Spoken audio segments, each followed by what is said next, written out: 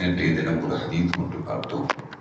அம்ர் இப்னு அபஸா ரலியல்லாஹு தஆலா அன்ஹு அவருடைய அறிவிக்கக்கூடிய ஹதீஸ் முஸ்லிம் போன்ற கிதாபுகள் இடம்பெற்றிருக்கக்கூடிய செய்தி.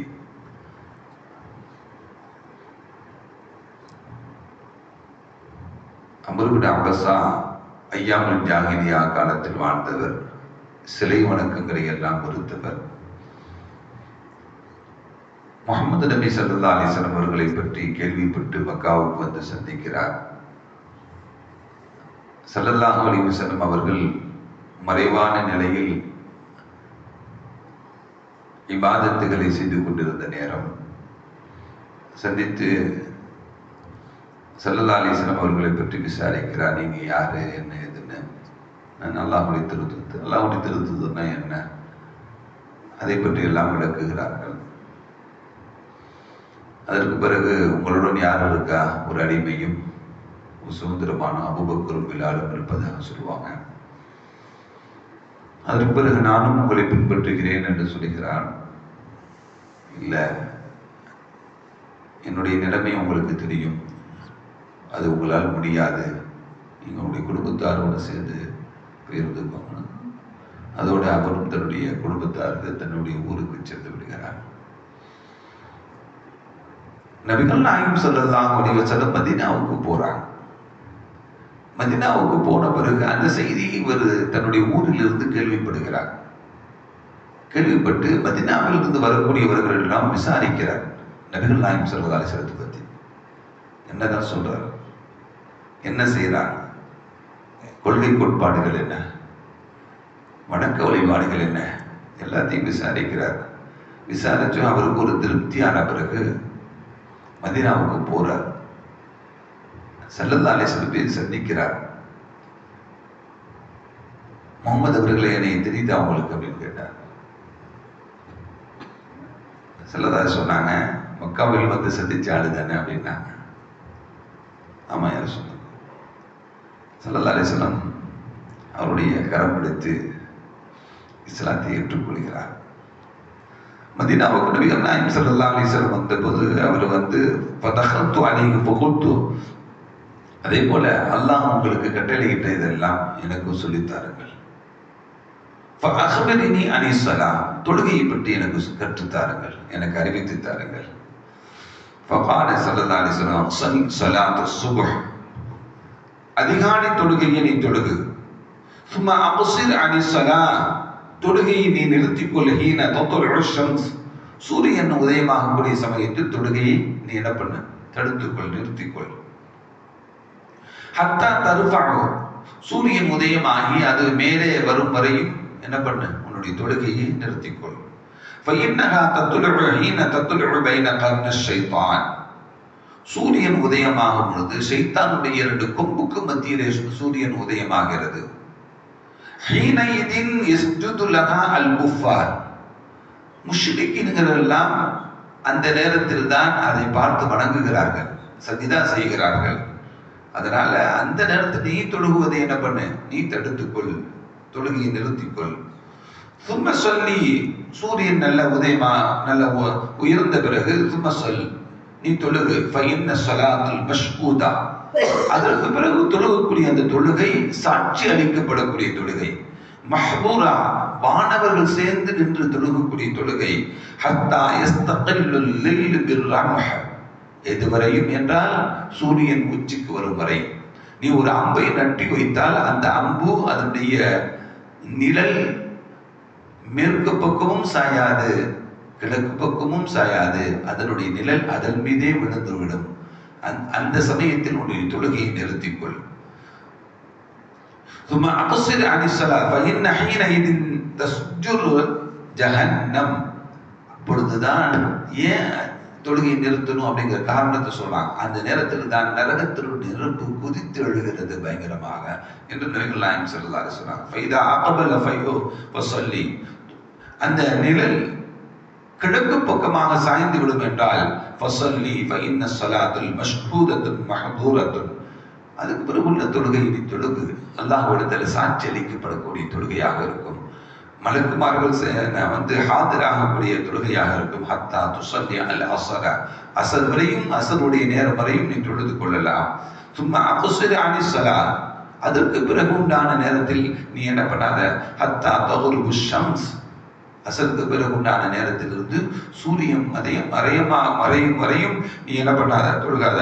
ஃபைன்னஹா தகுருபு பைன கர்ன ஷைத்தான், சூரியன் மறையக்கூடிய சமயத்தில் ஷைத்தானுடைய 2 கொம்புக்கு மத்தியில என்ன பண்ணுது, அந்த சூரியன் மறைகிறது. வஹைன இதின் யஸ்ஜுது லஹல் குஃபார், முஷ்ரிக்கீன்கள் எல்லாம் அந்த சமயம் அந்த சூரியனை பார்த்து என்ன பண்றாங்க, வணங்குறாங்க, சஜிதா செய்யறாங்க.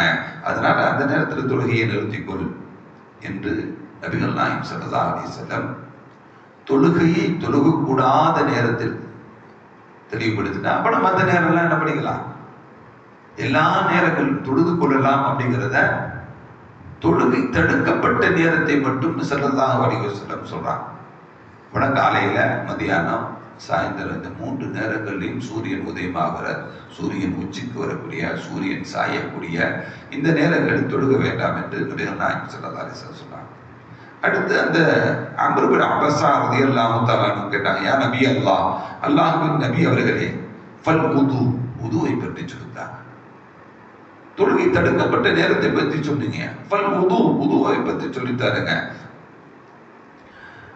ஸல்லல்லாஹு அலைஹி வஸல்லம், மா மின்கும் ரஜுலின் யுகர்ரிபு உதுஹு, உங்கள் யாராவது தொழுகையின் உது செய்வதற்காக வேண்டி உது செய்ய நெருங்கினால், ஃபயதுமது வயஸ்தன்ஷிபு வயந்தஷிருல் அக்தம் ஹதாயா வஜஹு, அவர் முதல்ல வாய்ப்பு பிடித்துக் கொள்ளட்டும், நாசிக்கு தண்ணீர் செலுத்திக் கொள்ளட்டும்.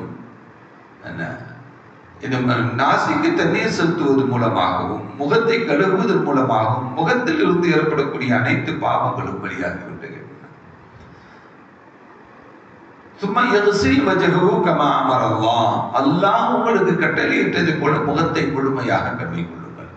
அல்லாஹ் உங்களுக்கு கட்டளையிட்டது போல முகத்தை முழுமையாக கழுவிக் கொள்ளுங்கள். முகத்தில் ஏற்படக்கூடிய அனைத்து பாவங்களும் அந்த தண்ணீருடன் சேர்ந்து வெளியே, அந்த தாடி முடியுடன் சேர்ந்து வெளியாகக்கூடிய சமயத்தில் உங்களுடைய பாவங்கள் எல்லாம் மஅல் மாஇ, தண்ணீருடன் சேர்ந்து வெளியாகிறது. சும்மா யக்ஸிலு பைன யதைஹில் மிர்ஃபகைன், 2 கைகளையும் முழங்கை உட்பட கழுவிக் கொள்ளுங்கள்.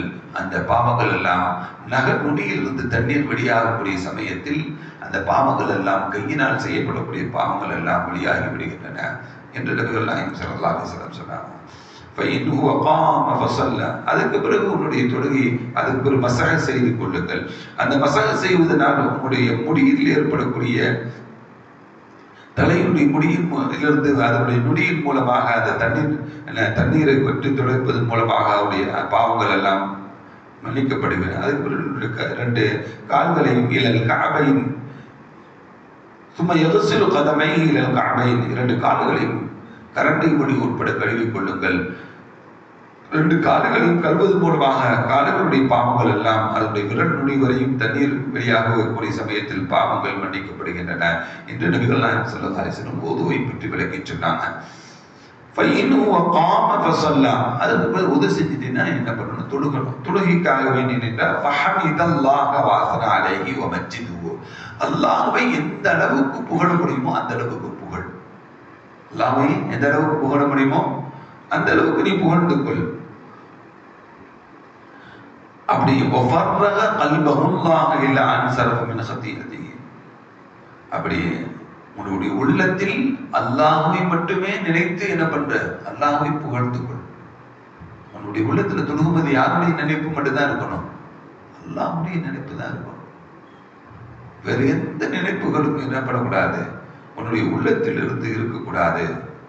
அப்படி உன்னுடைய உள்ளத்தில் அல்லாஹ்வை மட்டுமே நினைத்து கொண்டு தொழுதாய் என்றால், தொழுது அந்த தொழுகையிலிருந்து நீ விடுபடுவாய் என்றால், இல்லா இன் ஸரஃப மின் ஹதீஅதுஹு கஹைஅத்தின் யௌமின் வலததுஹு உம்முஹு, அன்று பிறந்த பாலகனை போல தொழுகையை முடிக்கும் பொழுது நீ ஆகிவிடுகிறாய் என்று சொன்னார். நம்ம ஹஜ்ஜி செய்தா அன்று பிறந்த பாலகனை போல ஆகுறோம் அப்படிங்கிற ஹதீஸுகள் எல்லாம் பார்த்துருக்கிறோம். ஆனா இந்த ஹதீஸில் சொல்றாங்க, நீ தொழுகு முடிச்சுட்டாலே, அல்லாஹ்வை மட்டும் உன்னுடைய உள்ளத்தில் நினைத்து தொழுகையை முடித்து விட்டாலே நீ அன்று பிறந்த பாலகனை போல பாவம் இல்லாதவனாக ஆகிவிடுகிறாய் என்று சொன்னாங்க. அப்படின்னா தொழுகை என்பது பாவங்களை போக்கக்கூடியது, ஒது என்பது பாவங்களை போக்கக்கூடியது. அந்த தொழுகை அல்லாஹ் நம்ம மீது கடமையாக்கி இருக்கிறான். அந்த தொழுகையை நாம் தொழுக வேண்டும், இமாம் ஜமாஅத்துடன் தொழுக வேண்டும், தக்பீர் தஹ்லீமாவுடன் கலந்து தொழுக வேண்டும். அல்லாஹ் அந்த உயர்ந்த நிலையை நாம் வர்ணிக்கும் வரையும் தொழுக